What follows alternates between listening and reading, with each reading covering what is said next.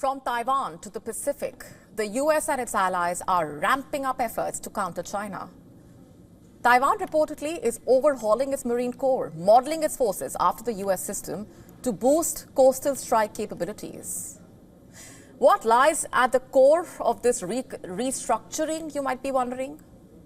The reactivation of the 77th Brigade, once disbanded in 2013, now being brought back with long-range precision strike weapons, similar to those used by the US Marine Littoral Regiment.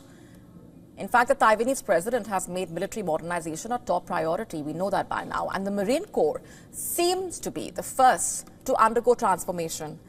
According to reports, the objective of this move is to create a more agile, strategically effective force that can quickly respond to threats from the PLA. The US Marine Littoral Regiment reportedly operates in contested coastal zones with specialized combat teams, anti-air battalions, and logistics support. And Taiwan seems to be implementing a similar strategy. This restructuring reportedly follows increased collaboration between the US and its allies to use marine littoral regiments to counter a potential Chinese invasion of Taiwan. According to reports, a plan between the US and Japan includes deploying US Marine Littoral Regiments to Japan's Ryukyu Islands, armed with missile systems and other advanced weaponry, reportedly to counter Beijing's Taiwan ambitions, quite crucial. And despite its similarities with the US model, Taiwan's new brigade faces challenges, and analysts say that without a landing platform like an aircraft carrier, the brigade's effectiveness will likely be limited to operations near Taiwan's coastline, and that means striking deep into Chinese military positions may prove difficult. Meanwhile, across the Pacific, China's naval movements are raising alarms. Australia and New Zealand are closely tracking a group of Chinese warships spotted off Australia's eastern coast.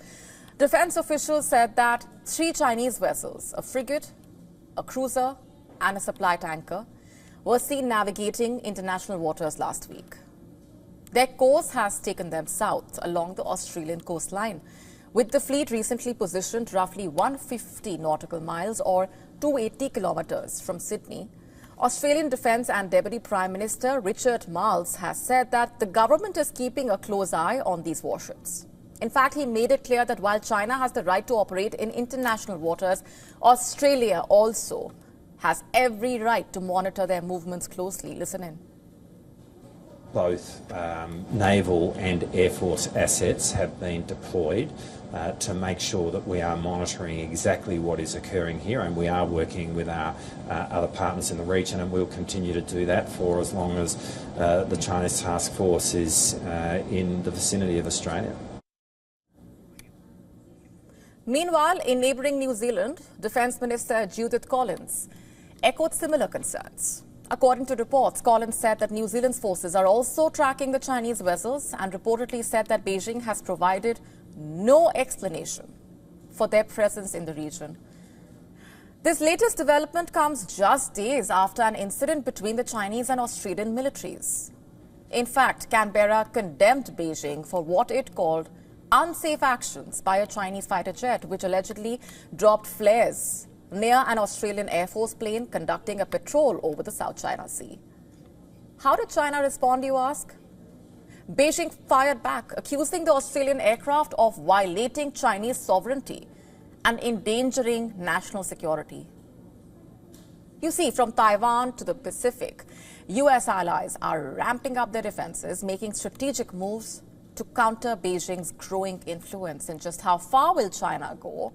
How ready are the US and its allies to respond is the question. To stay up to speed with the latest news, download the WION app and subscribe to our YouTube channel.